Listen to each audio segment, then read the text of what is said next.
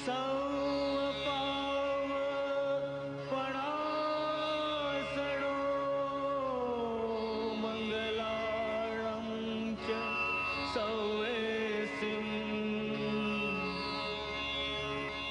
પઢમં હવૈ મંગલમ. જ્ઞાનમ શરણમ મમ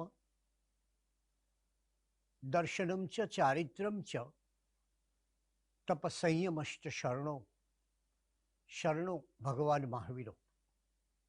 આજે પર્વાધિરાજ પર્યુષણના આ ચોથા દિવસથી શ્રી કલ્પસૂત્રનું વાચન થશે.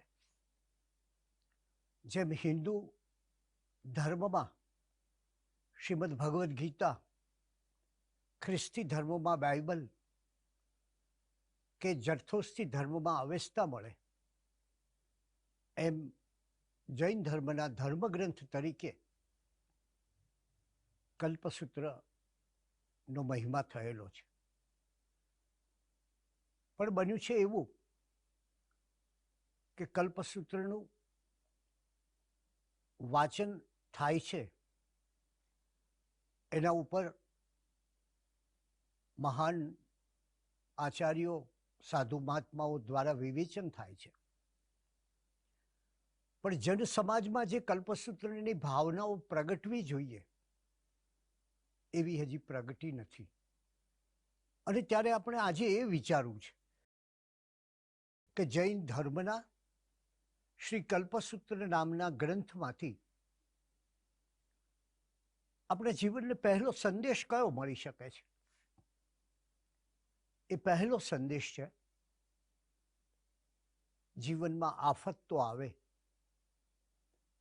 જીવનમાં મુશ્કેલીઓ આવે, જીવનમાં આપત્તિઓ આવે, જીવનમાં વ્યાધિઓ આવે, પણ એને સમાધિમાં ફેરવી નાખવાની શક્તિ એ ધર્મમાં છે,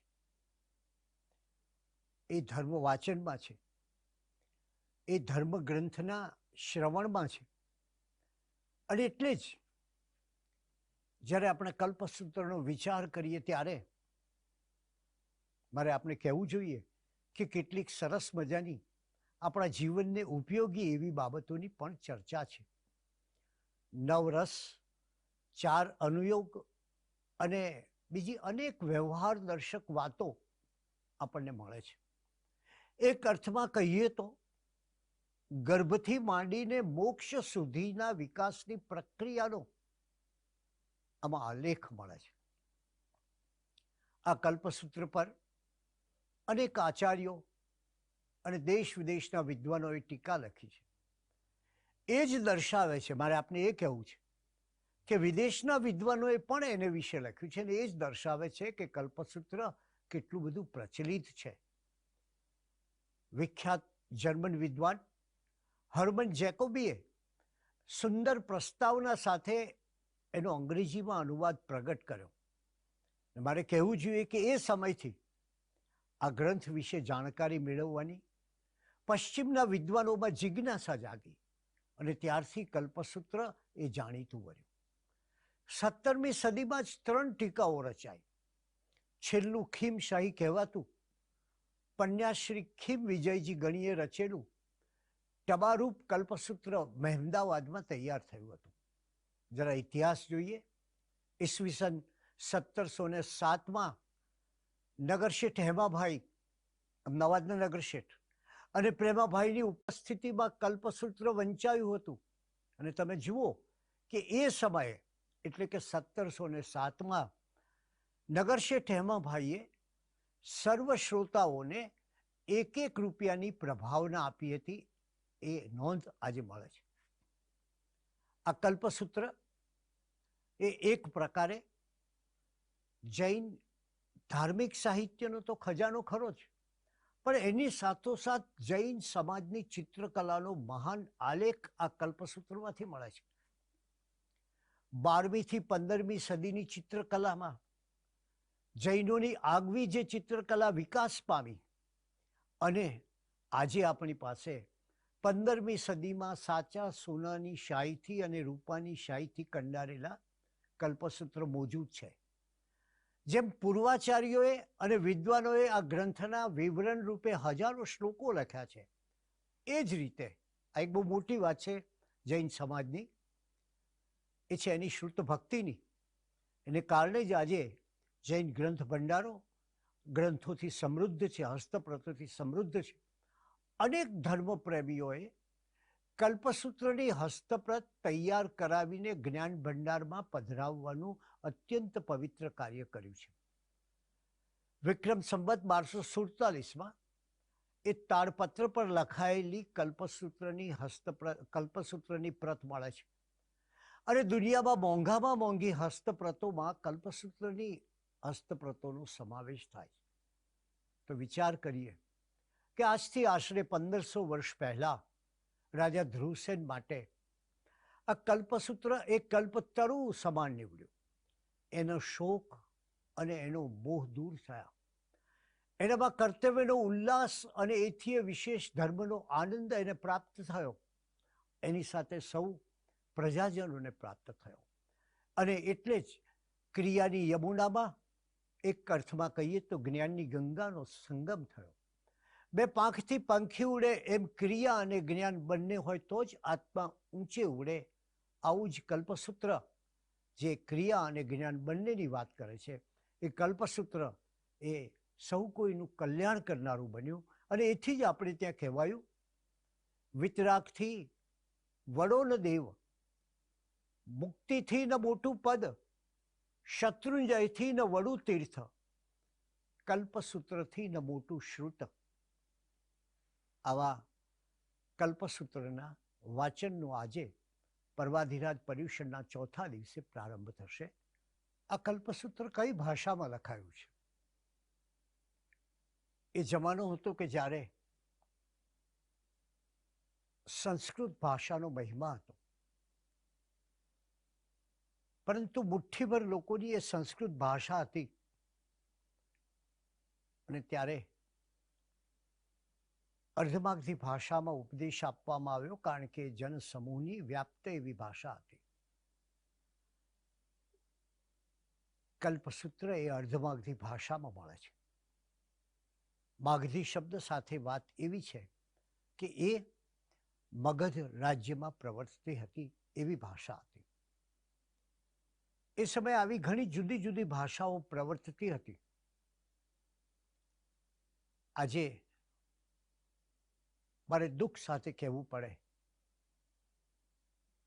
કે જૈન ધર્મગ્રંથો જે પ્રાકૃત ભાષામાં મળે છે, એ પ્રાકૃત ભાષાના અભ્યાસનું વહેણ ઘણું ક્ષીણ થઈ ગયું છે. અને એથી કદાચ એવી દહેશત પણ થાય કે જ્યાં ભગવાનની વાણી જે ભાષામાં વહી છે, જે ભાષામાં અનેક ગ્રંથોની રચના થઈ છે, જૈન દર્શનને જાણવાનો પાયો જે ભાષા છે,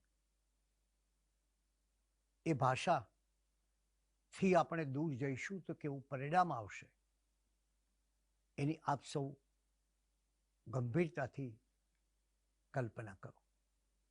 પણ ખેર, ભગવાન મહાવીર સ્વામીએ એ પ્રાકૃત ભાષામાં ઉપદેશ આપ્યો. અને એટલે જ એમાં પ્રભુની વાણી એવી જેને માટે આપણે ત્યાં કહ્યું છે 35 ગુણોવાળી હતી. જેમ કે એમાં અતિશય સંસ્કારથી ભરેલા વચનો છે. જરાક વિચાર કરો કે આપણા જીવનના સંસ્કારો, આપણા ધર્મના સંસ્કારો એ શબ્દોમાં કેવી રીતે પ્રગટ થતા હોય છે. મારે ઘેર જમવા આવજો એમ નહીં, પણ સાધર્મિક ભક્તિ રાખી છે, આપ જરૂર પધારો. આ જે વાત છે, પ્રશંસા નહીં પણ સારા ગુણોની અનુમોદના આપણે કહીએ છીએ. તો એ ભાષા છે, એમાં એક સંસ્કૃતિ છે, અને એ સંસ્કૃતિનો પ્રભાવ, પ્રતિબિંબ એ ભાષા ઝીલતી હોય છે. બીજું, માનવાચક શબ્દોથી ભરેલી ભાષા છે. એ જમાનો હતો કે જ્યારે વિરોધીને માટે અને પોતાના શિષ્યને માટે પણ મૂર્ખ એવા શબ્દો પ્રયોજાતા. અને જ્યારે તમે એ કલ્પના કરો, ગંધર્વવાદ વાંચો એટલે ખ્યાલ આવે કે પોતાના શિષ્ય પ્રત્યેનો કેટલું વાત્સલ્ય, ગૌતમ પ્રત્યેનું ગોયમ ગોયમ એ વાત્સલ્ય પ્રગટ થાય છે. અને એ જ રીતે એ ધર્મનો મુખ્ય ગ્રંથ મેં આપને કહ્યું તેમ એ કલ્પસૂત્ર બનાય છે 45 આગમોમાં અથવા અન્યત્ર જુદી જુદી સંખ્યા છે. એમાં કેટલાકમાં ભગવાન મહાવીરની વાણી છે અને કેટલાક ગ્રંથો એ વિવરણ અને ટીકા રૂપે લખાયેલા છે. જૈન તત્વજ્ઞાનનો નિષ્કર્ષ પામવો હોય અથવા તો બધા ફિરકાઓને માન્ય એવો કોઈ ગ્રંથ હોય તો એવો ગ્રંથનો જો આપણે વિચાર કરીએ તો એ આચાર્ય ઉમા સ્વાતિએ લખેલો તત્વાર સૂત્ર છે. એ સંસ્કૃતમાં લખાયેલો ગ્રંથ છે અને એ ઉપરાંત ઉત્તરકાલીન અને ત્યાંથી એ પ્રાચીન અને અર્ધમાગધી ભાષામાં લખાયેલા ગ્રંથો મળે છે. આ દશાશ્રુત સ્કંદ એમાં એનું 8મું અધ્યયન, અને એ 8મું અધ્યયન જેને આપણે કલ્પસૂત્ર કહીએ છીએ. અધ્યયન એટલે શું? મનન, ચિંતન અને અધ્યયન શબ્દ છે. પઠન પાઠનથી અંતરમાં ઉતારવું તે અધ્યયન, અંતરમાં ઉતારવાની વાત છે. વાચન એમાં હોય, દોહન એના વિશેની વિચારણા હોય, અને ચિંતન એ ત્રણે મળે ત્યારે થાય. અને માટે જ આ ગ્રંથ એ આપણે ત્યાં મહિમા એ માટે પામ્યો કે એની પાસે એમાં આપણા જીવનને દૂરથી ઘણી વાતો છે. એ ચરિતાવલી, સમાચારી વગેરે દ્વારા કલ્પસૂત્ર આપણને ઘણી વાતો કહે છે. અને એટલે જ એ કલ્પસૂત્રના ને કઈ રીતે શ્રવણ કરવું એ અંગે પણ કેટલાક નિયમો છે. અને એ જ રીતે કલ્પસૂત્રની પ્રતને પોતાના ઘરમાં કઈ રીતે પધરાવી શકાય એનું પણ ગ્રંથોમાં વર્ણન મળે છે. અને માટે આ ગ્રંથ એ એની વિશેષતાને કારણે આપણને ઘણું સમજાવે છે.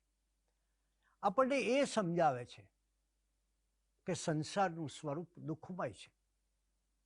કલ્પસૂત્રના પ્રારંભે બરાબર આનું વર્ણન છે. કહ્યું છે શું કે સંસારમાં રોગ, વૃદ્ધાવસ્થા અને મૃત્યુ આપણી પાછળ પડી ગયા છે.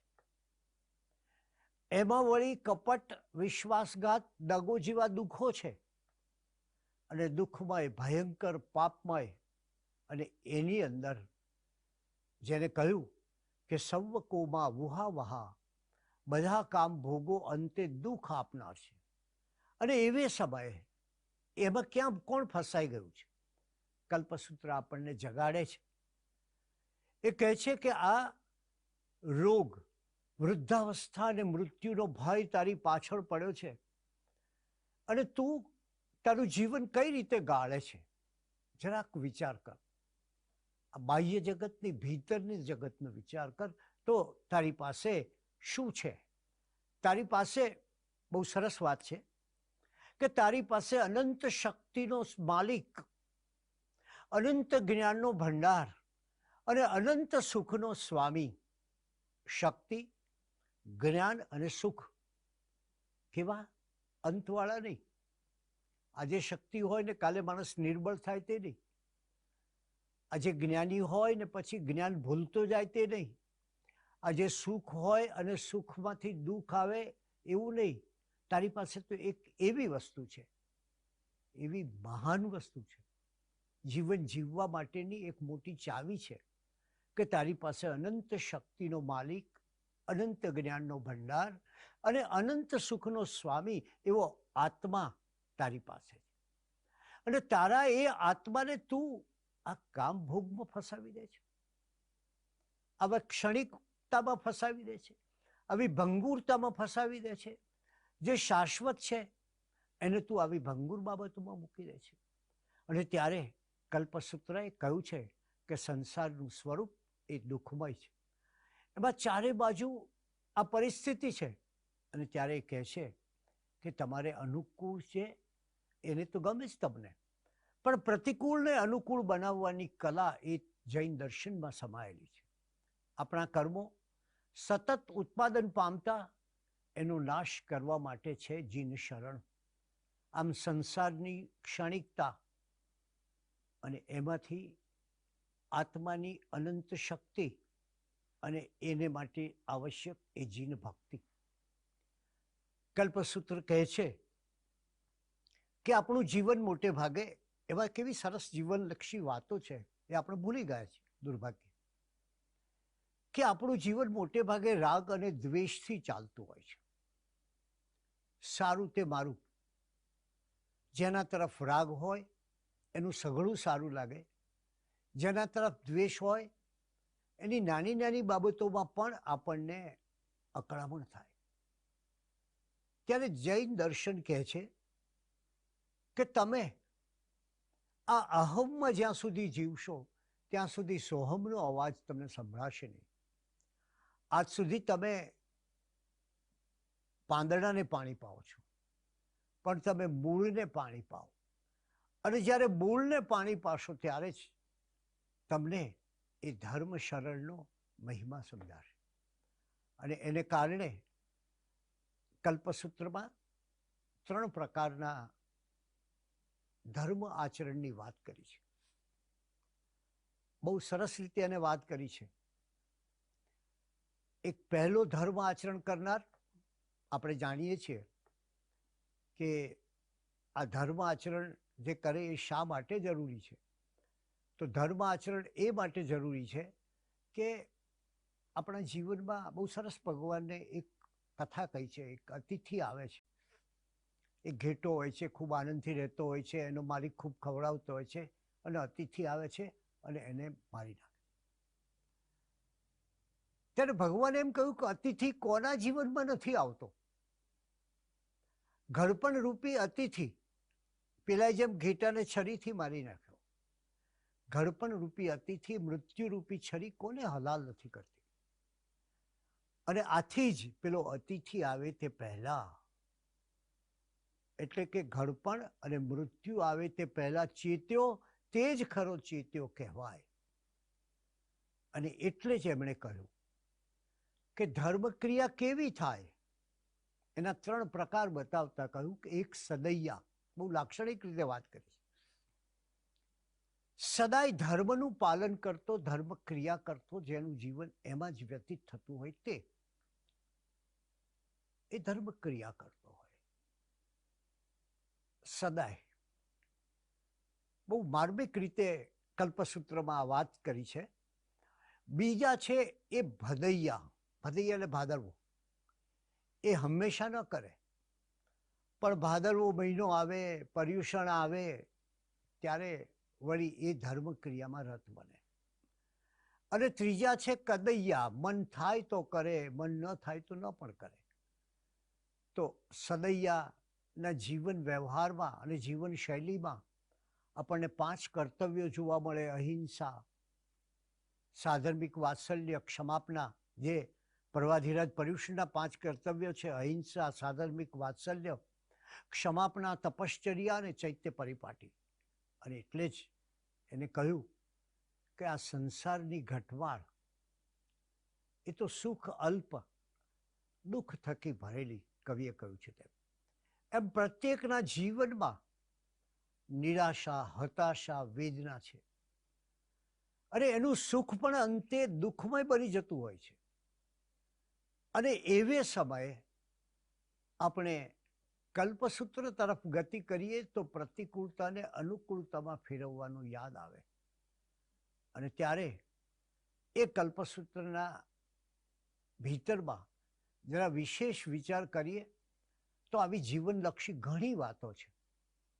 આપણે એનું અવગાહન કરીએ.